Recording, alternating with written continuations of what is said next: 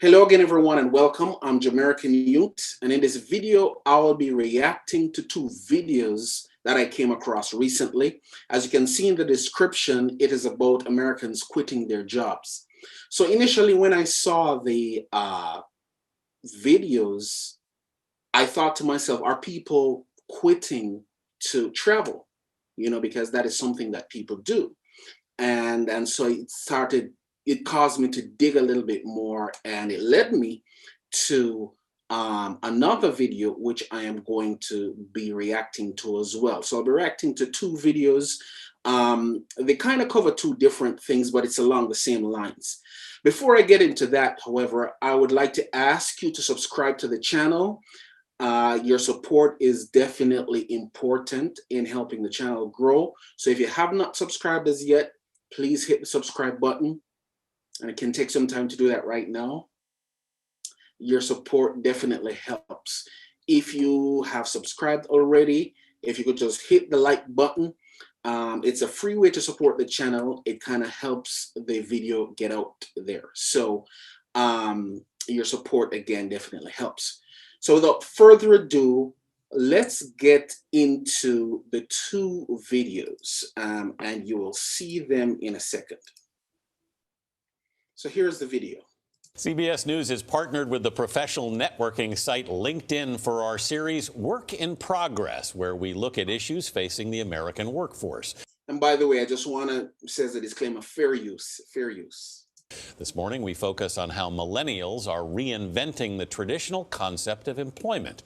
Millennials are estimated to make up more than a third of the workforce. A recent survey found 43% plan to quit their jobs within 2 years. Only 28% of millennials plan to stay in their current role for more than 5 years. We spoke to a number of millennials who left lucrative jobs in order to travel. They are living in places like Hawaii, France, and Washington State. So as you can see so far, the video is pretty much about Americans quitting their jobs. And we want to see why they're doing this. Why is this record amount happening? I was working at a luxury travel company. I was a magazine editor. One of the top sales guys in the company. I was just constantly sitting behind a computer. All my work's done through email, and that was kind of when I got the idea, I can do this from anywhere. Times are changing, and certain people, like myself, that just doesn't cut it. I travel with my husband now, and it's truly, the best decision that we ever made. We don't know what's coming any given day, but if you see life as an adventure, the world's really changing. It's not just that traditional, you have to be in an office to make money. There are so many opportunities out there. Maybe it's different for some of us. Maybe we don't need that American dream. Maybe what we need is a little bit different. So you hear them talking so far, and pretty much some of them are saying, the traditional American dream is probably not what they want anymore. Some of them want to travel. They realize that their jobs that they were doing, going into the office and doing the things they were doing in the office, they can pretty much do from anywhere. So for them, why continue to go into the office to do what they're doing? Why not travel? And so that one girl, she and her husband is traveling a little bit more and working remotely. And so that is kind of an option. But some people just don't want that traditional life anymore, and so, just pretty much going after what they're passionate about is kind of the direction that they're going in. So let's hear kind of what the experts have to say about it, so to speak. Chip Cutter is managing editor of LinkedIn. Chip, good morning. Welcome. Good morning. What's at the root of this trend? Well, this really is a symptom of the job market today. People are voluntarily leaving their jobs at the highest rate since 2000. The hiring market is strong. There are now more open jobs than there are unemployed workers. So people who are thinking about quitting are saying this looks like a really good time to do so. They have the confidence to do it. They have the confidence to do it. They think they'll be able to get another job pretty easily. But you read about millennials not saving, right? How are they able to afford quitting their jobs and traveling for a year? This was the big question I had talking to people who had done this as well. And they said they really had to plan for this months in advance. And I think it's important to note that there are a lot of people who had to have student loans who just cannot do this. But some said that they saved, for instance, $2,000 a month to be able to travel. It depends on where you're going, what your plans are. Those who plan to travel throughout Southeast Asia might be able to do it cheaper than those who are going to Europe, for instance. All right, so just wanted to make a, stop it right there because, as you can hear there, these people are people who saved for it, they planned for it. They're not just jumping into this willy-nilly, they kind of thought it out, planned for it, saved for it, and know that they can do it. They're doing it. Know that they can do it, they're doing it. So it's really important to just note that it's not a situation where people are just getting up and doing this. It's something that's planned out, because traveling, if that's what you're quitting your job to do, is an expense. So how can you actually do it? It takes a lot of planning to actually delve into that. But there's some added, I guess there's some added, there are probably some downside to that, so let's listen a little bit more. But I think then there are a lot of different pathways too. Not everybody is taking a sabbatical on Bali. Some are quitting their jobs just to take another position somewhere else or take a higher paying job. Is this only millennials that are doing this? So we see this across the board, but I think it's important to note that there is a split. In some of the research we've done, we found that millennials are more open to consider multiple careers. We see kind of older generations perhaps a little bit more unlikely to do so. Some feel like they feel stuck in their careers. Wow, so it's saying there the U.S. labor force, 56 million is millennials, 53 million Gen X, 41 million baby boomers, 9 million post-millennials, and the silent greatest generation or greatest generation is about 3 million. So you can kind of see the millennials are primarily what's the workforce today, and millennials are the ones that are doing this now. It kind of makes you wonder what the younger generation will be doing in years to come. Aren't exactly sure where to go next, but quitting could be an option to get out of there. So if a millennial decides to do this and maybe just quit the job, take some time off for travel, when they go back into kind of I shouldn't say the real world, but you know what I mean, a more traditional workforce. Yeah. Could an employer be sort of like, I'm not sure this is the kind of person I want to hire? Well, that is a lot of the people that I've spoken with, their fear. They say, how do I make sure that I tell this in a way that makes sense to employers? Right. I spoke with someone, she was working in investment banking. She quit her job. She traveled all throughout Southeast Asia. Now she's trying to get a job in sustainability. And she said that she's now using this travel experience as part of her story, that seeing that part of the world helped her better understand this field. But if you're an employer, you want employees who are going to stick around. But now you're dealing with a workforce that's ready to get up and leave. So how are companies adapting to this? This is the big fear right now across corporate America. How do we make sure we keep our workforce, given how hard it is to hire right now? So a lot are instituting policy. So I'm going to pause that video there. I'm not going to continue. I'm going to end it there. But as you can hear, the downside to it is, if after you have traveled, you want to re-enter the workforce, is that going to be a problem for you? Are employers going to be looking at that favorably or not? So that is, you could call it a downside or something to think about, but it could also be an upside. You're traveling, depending on what you have done during that time that you're traveling, that you have traveled, could actually contribute to your experience and to the story that you have whenever you re-enter the workforce. So there are definitely some things to think about. This video that we just reviewed was from 2018. The second video we're going to look at is from CBS News again, fair use, and it is recent. It's a very recent video. It's June 2021, actually, this video. So, and this talks about Americans are quitting their jobs at record pace. Traditionally, there are always people quitting jobs round about the May to July or to August time period. But this report is saying that there are even more quitting their jobs now. So let's look into that. While a focus of the Biden administration has been getting people back to work, a new report shows about 4 million Americans quit their jobs in April of this year. The Bureau of Labor Statistics says that that is the highest quit rate since the agency started publishing this data more than 20 years ago. And millions more have said that they plan to quit their jobs in the near future. 4 million in 1 month during the pandemic. And, you know, that's pretty, you know, that's pretty significant. 4 million people quitting their job in 1 month. And, you know, if you think the pandemic is kind of an unstable time, you kind of wonder why would people quit their jobs? Well, let's listen some more. For more on this, I want to bring in social psychologist Dr. Ron Friedman. He is the author of Decoding Greatness: How the Best in the World Reverse Engineer Success. Dr. Friedman, what's your advice to people who have been quitting their jobs and trying to launch a new career right now? My advice is that there is a faster way to learn new skills. And so the traditional story is that when success comes from finding your talent or practicing for 10,000 hours, but there's a different approach. And that approach involves finding great examples in your field, whether it be a well-written memo, a phenomenal presentation, and then working backward to figure out how it was created. Reverse engineering turns out to be the path to figuring out great ideas in a faster way.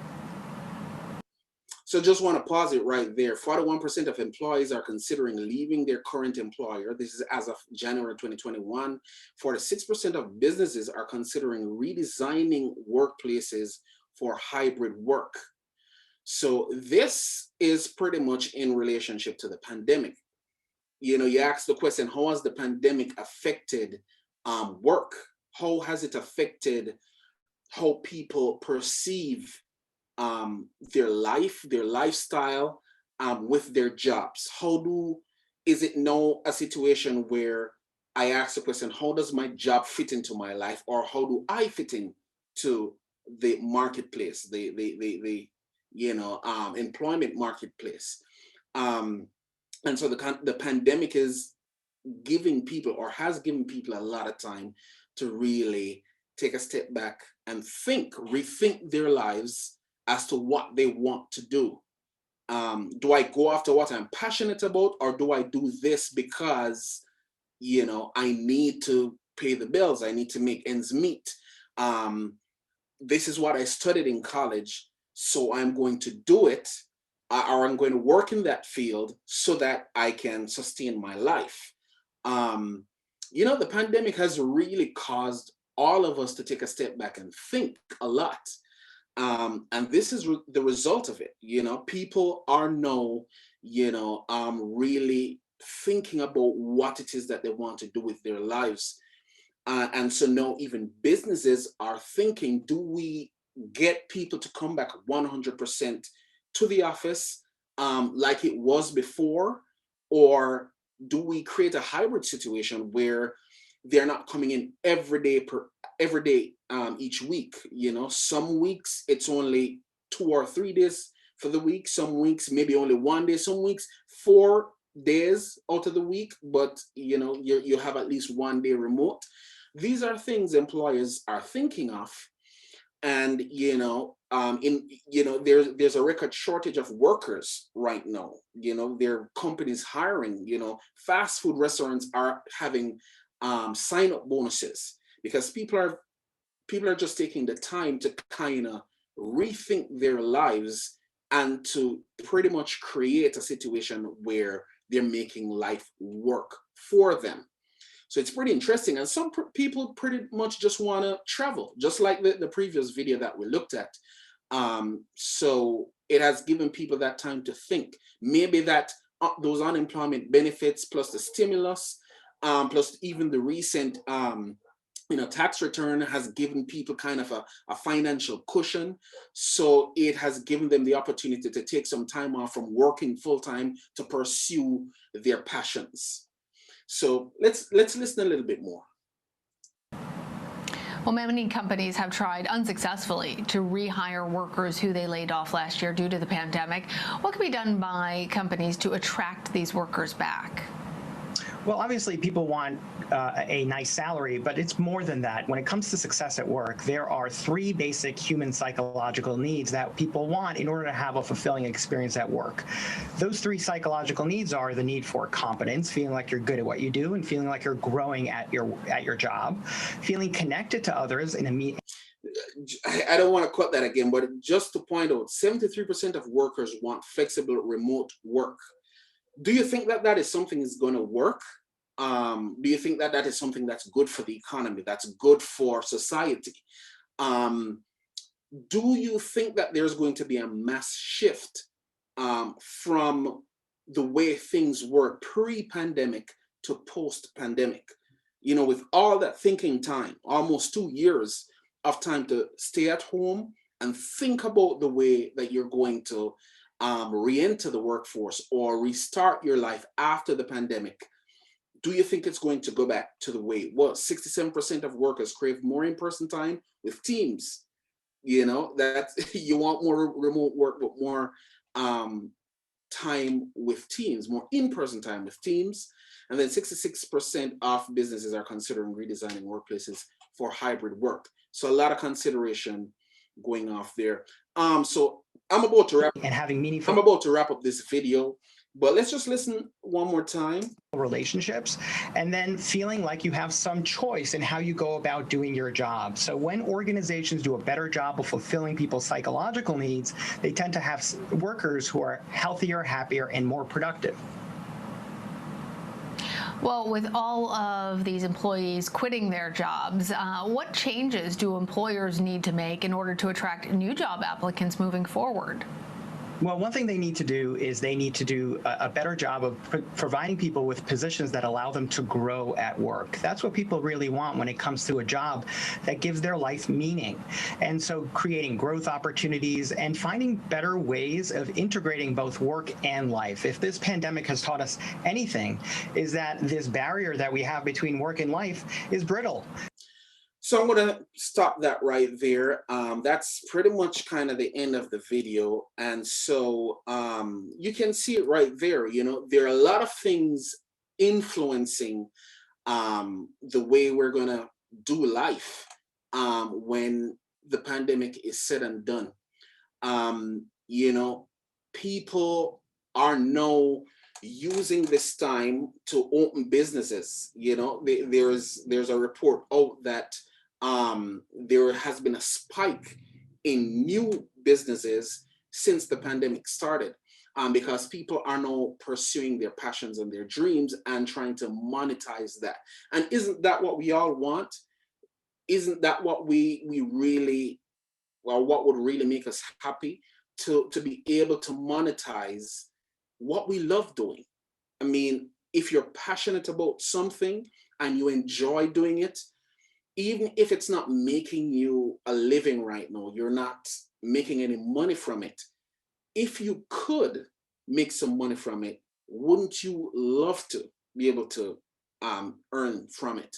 And so I think that is what has happened during this pandemic. You know, 3 years ago, as you saw in that earlier video, people were quitting because they wanted to travel. And 3 years later, the pandemic has given people even more reasons to step away from what they have been doing, you know, to maybe pursue what they really want to do. Because maybe what we have been doing is not necessarily what we have wanted to do, but is the thing that we had to do. And so I think that you will probably see a little bit more of this. You'll hear a little bit more about this. And, you know, life as we know it probably will never be the same because of this pandemic. So I'm gonna leave it there. Please subscribe to the channel. Get out there and travel. You know, book your tickets. Look for different places to attend, or look for different places to travel to. And until next time, there's more to the world than where you live. Have a good day, everyone.